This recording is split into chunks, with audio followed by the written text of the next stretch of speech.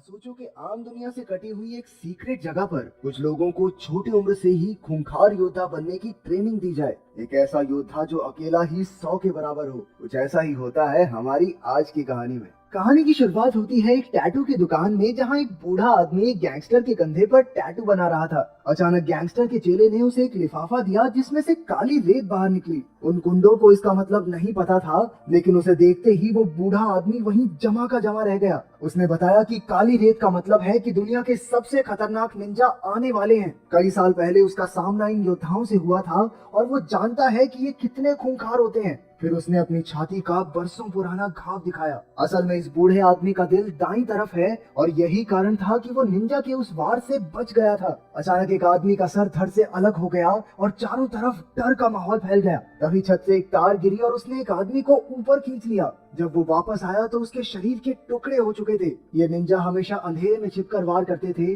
और एक ही पल में उन्होंने वहाँ खून की नदियां बहा दी। जब सब मर गए तो निंजास अंधेरे से बाहर निकले। इसके बाद हमें जापान की ओजुनो पीढ़ी की कहानी बताई गई। ये खूंखार निंजास की पीढ़ी है जिनका सरदार है लॉर्ड ओजुनो। ये लोग दुनिया भर से बच्चे इकट्ठा करते हैं और कड़ी ट्रेनिंग के बाद उन्हें निंजा बनाया जाता है। इन निंजास के बारे में दुनिया के सभी बड़े लोग जानते हैं, लेकिन आम जनता को इनकी कोई भनक नहीं। कोई भी इन्हें 100 किलो सोना देकर किसी का भी कत्ल करवा सकता है। ओजुनो पीढ़ी सदियों से अंधेरे में काम करती आ रही है। बताया जाता है कि रशियन प्रेसिडेंट और जापान के प्रधानमंत्री की मौत के पीछे भी इनका ही हाथ था। एक दिन लॉर्ड ओजुनो राइजो नाम के एक बच्चे को वहां लाए। उसके माँ बाप ने उसे लावारिस छोड़ दिया था, इसलिए ओजुनो उसे अपने साथ ले आया। ओजुनो को मन ही मन में लगा कि ये बच्चा आगे चलकर इस पीढ़ी का सरदार बनेगा। इसी वजह से उसकी काफी सख्त ट्रेनिंग होने लगी। 10 साल की उम्र तक उसके शरीर पर कई घाव थे जो उसे गलतियों की सजा के तौर पर मिले थे। उनके मुताबिक एक निंजा को हमेशा छिपकर रहना चाहिए, इसलिए राइजो को लकड़ी की जमीन पर चढ़वाया जाता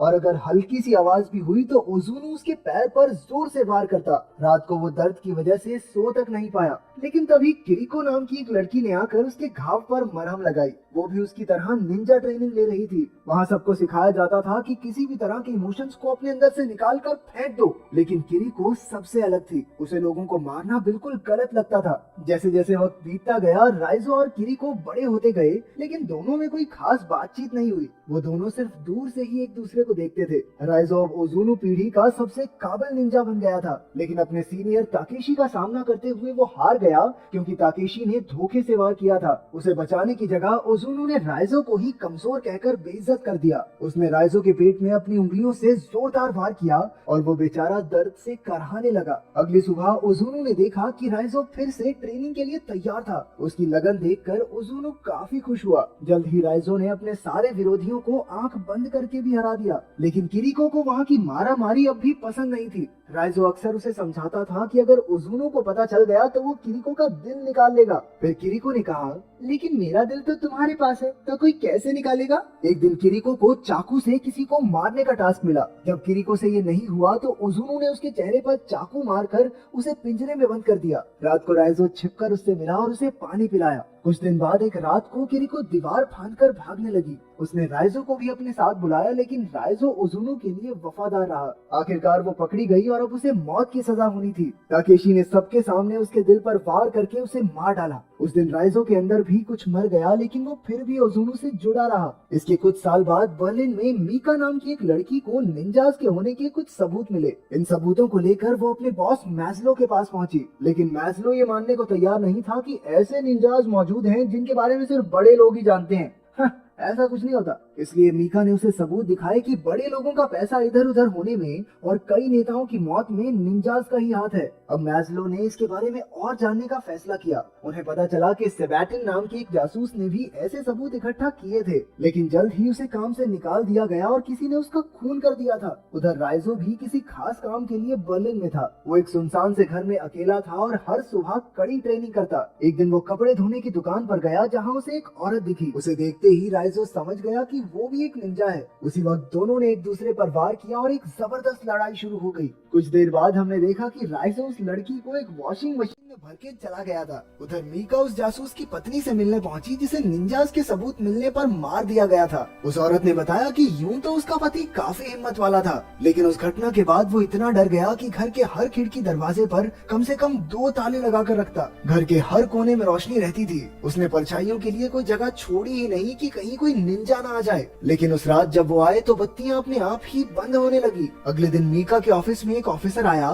क्योंकि वो ऐसी चीजों के बारे में ज्यादा सोच रही थी जो उसके काम की थी ही नहीं। उस रात मीका ध्यान से घर लौटी, लेकिन उसने देखा कि पूरी गली में ही लाइट नहीं थी। वो फिर भी अपने घर में घुसी और उसी वक्त एक निंजा ने उस पर हमला कर दिया। हैरानी की बात तो ये थी कि एक दूसरे निंजा ने उसकी जान बचाई और सारे कातिलों को खत्म कर दिया। ये कोई और नहीं बल्कि राइजो ही था। हमने देखा कि इससे पहले अपने मिशन पर राइजो ने अपना सारा गुस्सा निकाला और बड़ी बेरहमी से उस आदमी का कत्ल कर दिया। इस मिशन के बाद वो छत पर बाकी निंजाज से मिलने गया। लॉर्ड ओजुनु ने कहा कि उसे राइजो पर गर्व है, लेकिन अचानक राइजो ने उस पर हमला कर दिया और उसकी आंख और चेहरे को चीर डाला। उसके साथ के निंजाज ने लीडर पर हमला करने की वजह से उसे काफी जख्मी करके छत से नीचे फेंक दिया। खुशकिस्मती से राइजो पानी में गिरकर बच निकला। उस दिन के बाद राइजो ने निंजाज के खिलाफ काम करना शुरू कर दिया और उनके हर मिशन को चौपट किया। उसने मीका की जान भी इसीलिए बचाई थी। इसके बाद दोनों एक होटल में पहुंचे और अपने कपड़े बदले, क्योंकि निंजा खास सूंघने की शक्ति से इंसानों तक पहुंच जाते हैं। फिर मीका ने मैज़लो को बताया कि वो तो राइजो के साथ है, लेकिन मैज़लो को तो राइजो को पकड़ने के ऑर्डर्स मिले थे।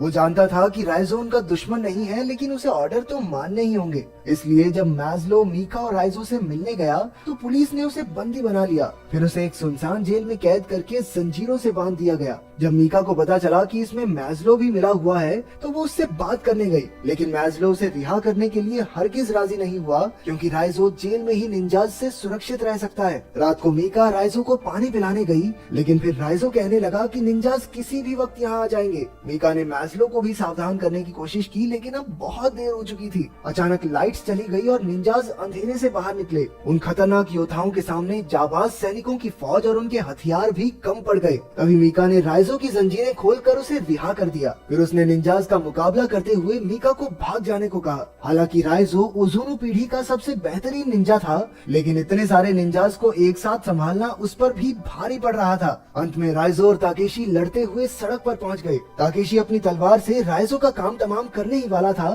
कि मीका ने पीछे से अपनी गाड़ी से उसे टक्कर मार दी। फिर वो राइजो को होटल में ले आई। हालांकि राइजो काफी जख्मी था, लेकिन वो डॉक्टर के पास जाने को राजी नहीं हुआ। मीका कमरे में बेहोश पड़े राइजो के पास बैठ गई। मीका ने अपनी जान बचाने के लिए राइजो का शुक्रिया अदा किया। फिर उसने एक ट्रैकिंग डिवाइस निकाला जिससे मैज़लो को उसकी लोकेशन का पता चल जाए, लेकिन पुलिस के आने से पहले ही निंजाज आ गए और राइजो को उठाकर ले गए। जब पुलिस पहुंची तो वहाँ सिर्फ मीका थी। उसने बताया कि 10 मिनट पहले ही वो लोग राइजो को वहाँ से ले गए। उधर राइजो को लॉर्ड ओजुनु के सामने पेश किया गया। उसने राइजो को माफी मांगने का आखिरी मौका दिया, लेकिन राइजो ने कहा, मैं झुकेगा नहीं साला।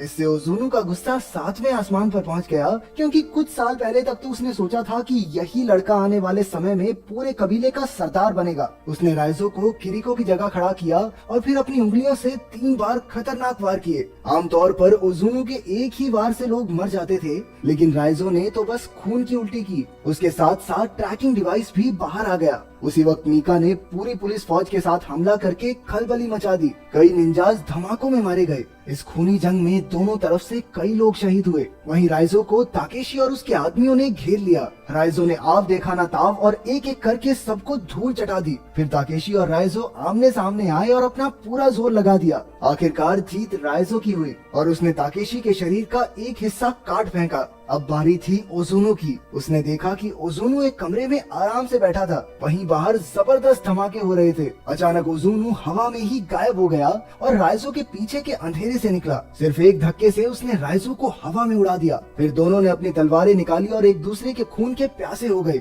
ओजुनु ने एक बार फिर उसे माफी मांगने का मौका दिया और कहा कि वो राइजो का बाप है, वो ही उसे वहाँ लेकर आया था और बचपन से आज तक पाला है। लेकिन राइजो ने जवाब दिया कि वो किसी का बेटा नहीं और ओजुनु को खत्म करके ही वो आजादी की पहली सांस लेगा। फिर वो ओज़ोनो पर लपक पड़ा, लेकिन वो एक बार फिर से गायब हो गया। तभी मीका राइजो की मदद करने पहुंची। मौका देखकर ओज़ोनो ने पीछे से मीका की छाती के तलवार आर पार कर दी। ये देखकर राइजो को याद आ गया कि कैसे इन दरिंदों ने उसके बचपन के प्यार किरिको को मार डाला था। गुस्से से भरकर राइजो ने एक ही झटके में अपनी तलवार से ओज़ोनो के 3 टुकड़े कर दिए। राइजो मीका को बाहर लाया और डॉक्टर्स ने उसे देखा। पता चला कि मीका का दिल दरअसल दाईं ओर है, इसलिए वो बच जाएगी। आखिरकार राइजो ने एकेडमी की दीवार फांदी और वैसा ही किया जैसा किरिको चाहती थी। इस तरह वो किरिको को अपने दिल में बसाए वहाँ से चला गया। क्या तुमने किसी को सच्चे दिल से चाहा है? और अगर हाँ तो तुम्हारा प्यार मुकम्मल हुआ या नहीं, कमेंट